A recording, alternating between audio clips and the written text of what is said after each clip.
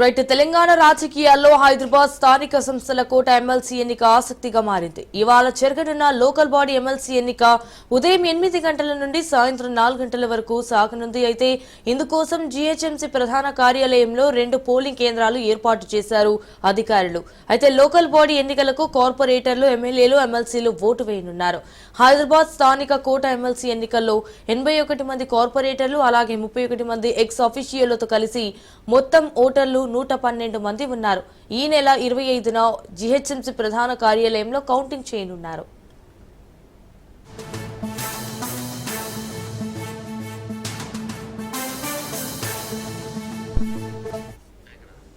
ఇక తెలంగాణ రాజకీయాల్లో హైదరాబాద్ స్థానిక సంస్థల కోట ఎమ్మెల్సీ ఎన్నిక ఆసక్తిగా మారింది. సో ఇవాళ జరగనున్న లోకల్ బాడీ ఎమ్మెల్సీ ఎన్నిక ఉదయం 8 గంటల నుండి సాయంత్రం 4 గంటల వరకు సాగనుంది. ఇందుకోసం జీహెచ్ఎంసీ ప్రధాన కార్యాలయంలో 2 పోలింగ్ కేంద్రాలు ఏర్పాటు చేశారు అధికారులు. రైట్గా ఇదే విషయానికి సంబంధించి మరిన్ని డీటెయిల్స్ మా ప్రతినిధి రాజు ఫోన్ ద్వారా అందిస్తారు. రాజు చెప్పండి, దీనికి సంబంధించిన అప్డేట్స్ ఏంటి? సంజన, హైదరాబాద్ స్థానిక సంస్థల కోట ఎమ్మెల్సీ ఏదైతే ఎన్నిక ఉందో దానికి సంబంధించి ఇప్పటికే అధికారులు అయితే పూర్తి స్థాయి ఏర్పాట్లు చేయడం జరిగింది. ఉదయం 8 గంటల నుంచి సాయంత్రం 4 గంటల వరకు ఈ పోలింగ్ జరుగుతోంది. దీనికి సంబంధించి అన్ని ఏర్పాట్లు కూడా పూర్తి చేస్తామని చెప్పి రిటర్నింగ్ అధికారి అనురాగ్ జయంతి తెలియజేస్తా ఉన్న పరిస్థితి కనిపిస్తా ఉంది. జిహెచ్ఎంసీ ప్రధాన కార్యాలయంలో 2 పోలింగ్ కేంద్రాలను ఏర్పాటు చేయడం జరిగింది. కార్పొరేటర్ల కోసం ఒకటి, ఎక్స్ అఫీషియల్ సభ్యుల కోసం ఒక పోలింగ్ సెంటర్ అయితే ఏర్పాటు చేయడం జరిగింది.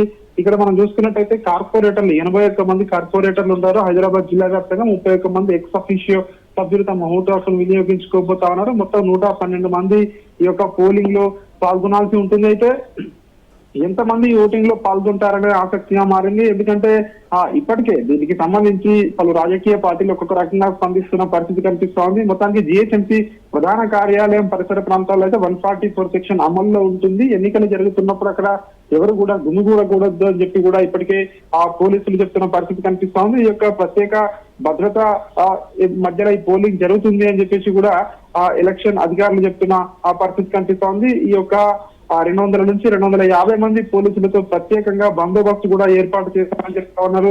మొత్తం ఓవరాల్ గా చూసుకున్నట్టయితే 500 మంది అధికారులు, సిబ్బంది ఈ యొక్క ఎలక్షన్ డ్యూటీలో పాల్గొంటున్నారని చెప్పేసి రిటర్నింగ్ అధికారి చెప్తా ఉన్నారు. అదేవిధంగా పోలింగ్, అదేవిధంగా కౌంటింగ్ కు సంబంధించి ఇప్పటికే ఇటు ఉద్యోగులకు ప్రత్యేక శిక్షణ కూడా ఇచ్చామని చెప్పి కూడా చెప్తా ఉన్నారు. పోలింగ్ కేంద్రాల్లో అన్ని మౌలిక వసతులు, మౌలిక సదుపాయాలు ఇప్పటికే ఏర్పాట్లు చేశాము. త్రాగునీరు, అదేవిధంగా ఓటింగ్ వేయడానికి కూడా వాళ్ళు ప్రత్యేకంగా వెళ్ళడానికి, అదేవిధంగా అక్కడ బోర్డు సూచికలు కూడా ఏర్పాటు చేశామని చెప్పి చెప్తున్నారు. ఎన్నికలు ప్రశాంత వాతావరణంలో స్వేచ్ఛగా జరిగేందుకు అన్ని రకాల చర్యలు తీసుకున్నామని చెప్పి కూడా అధికారులు అయితే చెప్తా ఉన్నారు. అయితే ఈ రోజు జిహెచ్ఎంసీ ప్రధాన కార్యాలయంలో పనిచేసే ఉద్యోగులకు ఎవరైతే ఎలక్షన్ డ్యూటీలో పాల్గొనడం లేదో వాళ్ళకైతే ఈ రోజు సెలవు ఇవ్వడం జరిగింది. ఆల్టర్నేట్ గా వాళ్ళకి జూన్ 14వ తేదీన అంటే 2వ శనివారం వాళ్ళకి వర్కింగ్ డే గా డిక్లేర్ చేయడం జరిగింది. కాబట్టి ఈ రోజు జిహెచ్ఎంసీ ప్రధాన కార్యాలయంలో ఉన్నటువంటి ఎంప్లాయీస్ అయితే ఈరోజు హాలిడే ఇచ్చిన పరిస్థితి కనిపిస్తా ఉంది. మరొక వైపు దీనికి సంబంధించి ఇప్పటికే ఇటు బీఆర్ఎస్ పార్టీ ఎన్నికలు బహిష్కరిస్తా ఉంది. అయితే కాంగ్రెస్ పార్టీ ఎన్నికల్లో పాల్గొంటుందా లేదా అనేది మరి కాసేపట్లో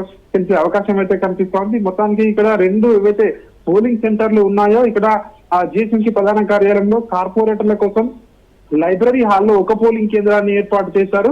ఎక్స్ అఫీషియల్ సభ్యుల కోసం ఇక్కడ ప్రత్యేకంగా మరొక పోలింగ్ సెంటర్ అయితే ఏర్పాటు చేయడం జరిగింది. ఎవరికి సపరేట్ గా వాళ్ళకి పోలింగ్ సెంటర్లు అయితే ఏర్పాటు చేయడం జరిగింది. ఎక్కడా కూడా అవాంఛనీయ సంఘటన జరగకుండా, అదేవిధంగా ఇక్కడ జిహెచ్ఎంసీ ఆఫీస్ వద్ద ఎవరు గుమిగూడకుండా, స్లోగన్స్ చేయకుండా కూడా ప్రత్యేకంగా భద్రతా బలగాలు, పోలీసులు అయితే ఇక్కడ మోహరించి ఉన్నాయి. ప్రశాంతమైన వాతావరణంలో ఎన్నికలు జరిగేందుకు అన్ని ఏర్పాట్లు పూర్తి చేశామని చెప్పేసి కూడా చెప్తున్న పరిస్థితి కనిపిస్తా ఉంది. Right Raju, thank you for the updates.